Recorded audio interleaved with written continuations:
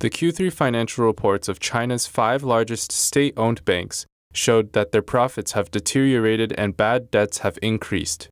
Analysts believe that as China is in the midst of an economic downturn, these major banks' bad loans cannot be recovered, and the increase in bad debts will likely trigger a financial crisis. These 5 banks released their Q3 financial reports on October 30th. The net profits have fallen sharply, while non-performing loans have kept rising.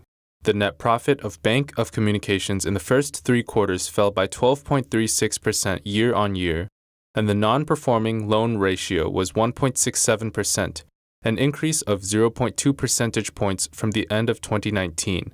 Bank of China's net profit fell by 8.7% year-on-year. Its total assets suffered a loss of $14.9 billion, 60% more than last year's asset loss. Total liabilities increased 8.68% from the end of last year to $3.4 trillion. The non-performing loan ratio was 1.48%, an increase of 0.11 percentage points from the end of 2019. ICBC's net profit in the first 3 quarters fell by 8.91% year-on-year, and its non-performing loan ratio was 1.55%. Agriculture Bank's net profit in the first 3 quarters fell by 8.7% year-on-year, and non-performing loan ratio was 1.52%, an increase of 0.12 percentage points from the end of the previous year. The net profit of China Construction Bank for the first 3 quarters also fell 8.66%, and the non-performing loan ratio was 1.53%, an increase of 0.11 percentage points from last year.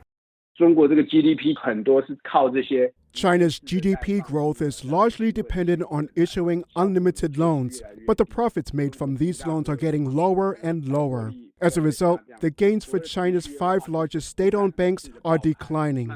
When Chinese authorities report that these banks' profits are continuously deteriorating, it means that the authorities do not want to expose the financial problems all at once, and they want the public to gradually and slowly accept this situation. Chinese state media also revealed that in the first half of this year, at least 1,300 bank branches were closed, and the 5 state-owned banks had a combined layoff of 26,000 employees. The Chinese Communist regime's state-owned banks are profiteering industries. For so many years, the profits have been very, very high, higher than their counterparts in other countries. This is because they are not normal banks. They are state-owned monopoly banks. But now they are also experiencing huge losses, an indication that most of their loans cannot be recovered, and too many bad debts will lead to a deficit. This situation reveals from another angle how severe China's economic recession is. It is a very critical signal and a very dangerous thing. It is related to the overall decline of the Chinese economy. In addition, among China's 36 A-share-listed banks, 21 had a decline in net profits in the first 3 quarters, and stock prices of 26 banks fell below their net asset values. There are also 14 city commercial banks. Among them, 12 experienced deterioration in their year-on-year net profit growth in the first 3 quarters. China has had a large number of non-listed banks. About 100 of these banks released their Q3 financial reports. Nearly 75% reported losses, and 31 banks had a net profit drop exceeding 10% year-on-year.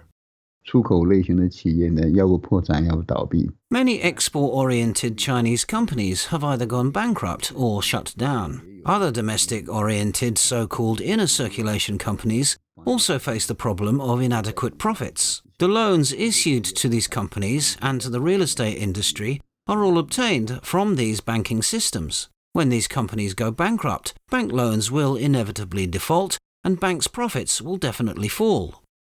Frank Xie, a business professor at University of South Carolina, Aiken, believes that although these state-owned banks and Chinese companies are suffering losses in recent years, Chinese communist officials have already made a big fortune for themselves.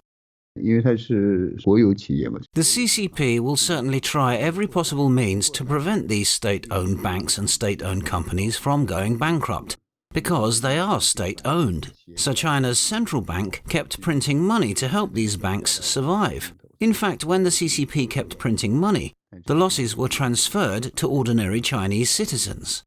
It is only that the citizens are suffering the losses indirectly, and it's not easy for them to see through the causal effect on the surface.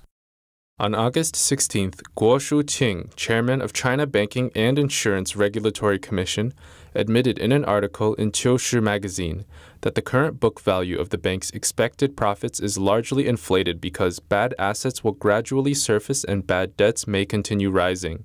In early September, CNBC quoted a report issued by Fitch Ratings, stating that in the first half of this year, the net profit of Chinese banks fell 9.4% to around 1 trillion yuan, $146.2 billion, compared with the first half of 2019. Fitch warned that many challenges remain and the pressure on Chinese banks' profitability could persist into the next year.